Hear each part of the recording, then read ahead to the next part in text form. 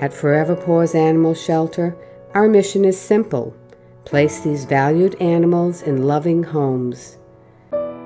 Forever Paws Animal Shelter, giving animals a new leash on life. I usually don't go after or pick on other YouTubers or any of that stuff. I just don't like to get into a lot of drama.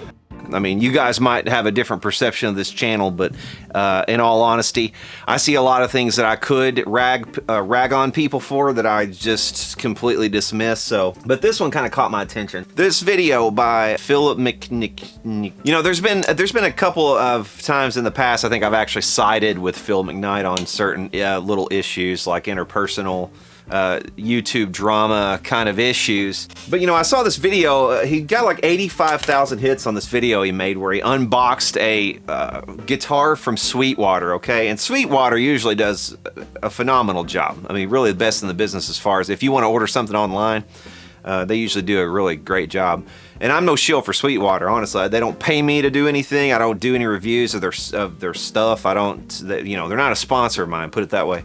But he did this unboxing video. He bought this deluxe Telecaster, unboxes it, and then just rags on the setup, nitpicks about, you know, there's one little string that's a little bit high in the nut slot, you know, than the other ones. And those are things that, you know, if you don't have the skills or the means to fix, you know, yes, that's a kind of a big deal. That's something you'd want to call your Sweetwater rep and like have a word with him about and say, hey, what can we do here? You know, because this thing is going to need a setup. I can have my local guy do it, but here's what he charges. Would you guys rather me send it back?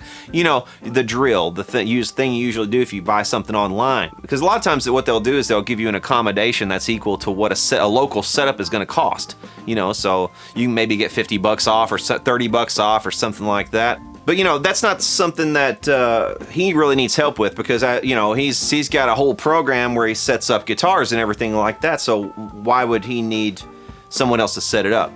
So still, he should be able to get some kind of maybe accommodation for his time. Like, hey, I'm gonna have to set this up. The nut needs to be slotted, and you know, the truss rod needs to be adjusted, which is you know, is a wrench turn. He's taking something from northern Indiana, having it shipped out to the desert, and expects that the wood in the guitar is not gonna suffer any kind of issues or problems, that they're not gonna have to turn the truss rod. I mean, this is a dude that orders a bunch of stuff online, but he gets the guitar, finds a couple little problems, and then sends it back. You know, instead of just solving the couple little problems, as we all know that he's able to do, which is what I would have done. And he's bitching about the pickups being too low as well. Well, okay, how many times do you have to turn the screw to get the pickups raised a little bit? How many times do you have to turn the truss rod to get the neck straight? You know, and nobody questions him on this. None of his audience says, hey, wait, hang on a second. You're the dude that does all the setups. You can't turn a truss rod. You know, he does say, you know, I could turn the truss rod and do this, but I'm just not in love with it. And then talks about the neck. You know, I can understand not getting it, and not falling in love with it and all this. But the more I was watching this video, you know, he goes to his local guitar center and then buys a used version of the same guitar. He overpays for it. It's a used guitar and he overpays. But besides that, he brings it home. It's obviously got issues. It's been dried out because you know, there's actually lines in the finish and you can see it when he's holding it up. You know, this video really got under my skin, because it's like, dude, you went to your local guitar center, which is in store. It's not like you even ordered this online. You went in the store, held the guitar, looked at it, played it. You had every opportunity to plug it into any amplifier in the entire store before you walk out of the store with it. You even get them to dig up a case, which that's another matter. A lot of times Guitar Center will lie to you and say, this doesn't come with a case, when it actually clearly does come with a case. They're just too goddamn lazy to go find it. But that's a whole nother matter. But anyway, so he gets the case, walks out with the guitar, takes it home, and then makes a video of it, and then says he's gonna return it, and returns it to the store. A used guitar. He returns a used guitar to the Guitar Center. I just don't understand this kind of buyer. If you need fodder to make your videos, buy something cheap, used, and then flip it. Don't put people like Sweetwater out, you know? Don't put people like your local GC employees out, because every time you do this, you know, that's probably why they don't treat you well, because they're sick of your shit. You know, you go in and you buy something and you take it home and then you, oh, this is, and I've ran into so, and honestly, you managed a music store and so did I, okay? We both know what a pain in the ass it is when somebody takes something and they buy it in store and they had every opportunity to look at it completely, and then a lot of times they'll spend like hours with the thing. They'll take it into one of the booths or something, and they'll spend long ass time with it, and then they'll get it home, it's, oh, I just didn't like it with my pedal, my X pedal, whatever. And it's like, dude, well, you know, you could have brought that in, but okay, you know, well, would you like your money back or store credit? You know, and just the whole rigmarole of going through this dance, you know, and some customers would do this on almost a weekly basis. And I just get the feeling that you might be one of those customers, Phil. You might be one of those guys, you know, whenever you walk in the store, the guys at the counter are like, God. You know, they probably roll their eyes behind your back because it's like, man, this guy again, I have to deal with this fucking shit. I know he's gonna return it. Why don't you just hand it back to me before I even check out, you know? So I know you got a lot of guitars behind you in your videos, and it's like, oh, look at the I do buy guitars, and I get it that you buy guitars. But even your friend the other day on your live stream said, hey, this happens to you a lot. You know, you get burned a lot. And it's like, and you said, oh, it's because I buy a lot. You know why I have bad luck? I hate to say it, it's because I buy a lot. Yeah, you buy a lot and then you show it on your channel and then you return it. So you're getting like basically free fodder for your channel. I don't get why people haven't started to cut you off yet on this line of credit, basically, is because that's what it is. You found the loophole, put it that way. If I was Sweetwater, I don't think I would take this kind of treatment, but that's just me. What do I know?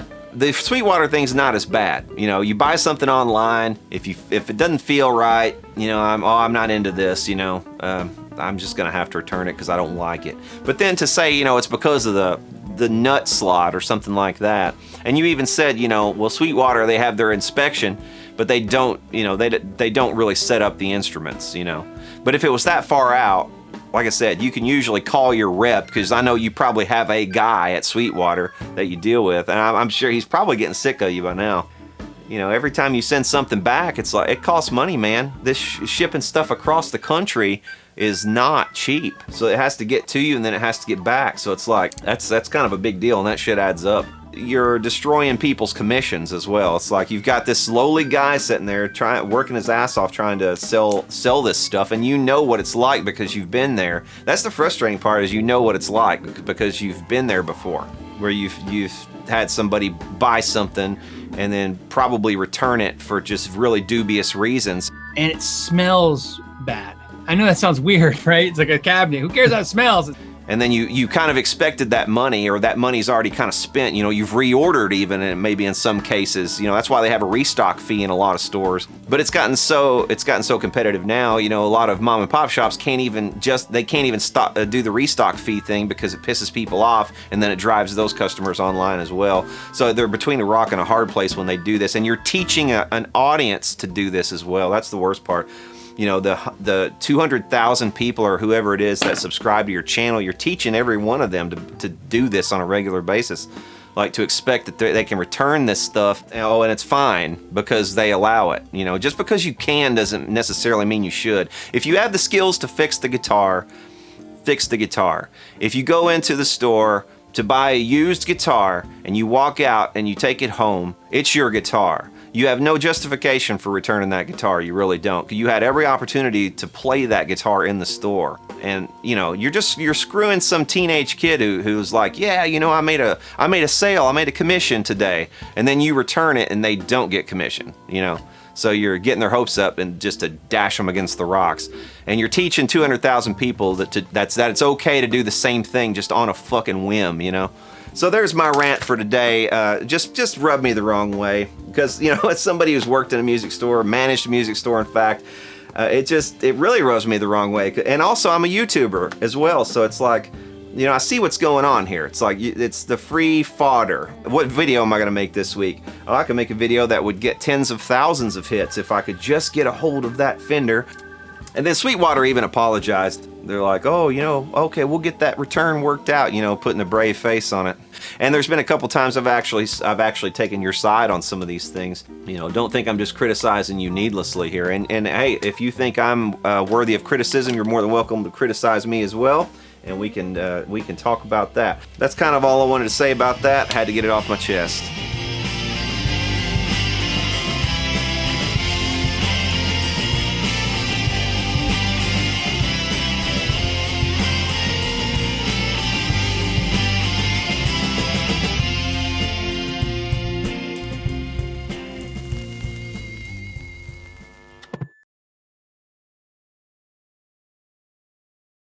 I said, well, maybe I should ask the viewers on my live show, you know, what they think. And he said, oh, let us know what they say. And I'm like, oh, great. Yeah. So one good thing about Chicago Music Exchanges is they love feedback. So you guys let me know if you think I'm being crazy.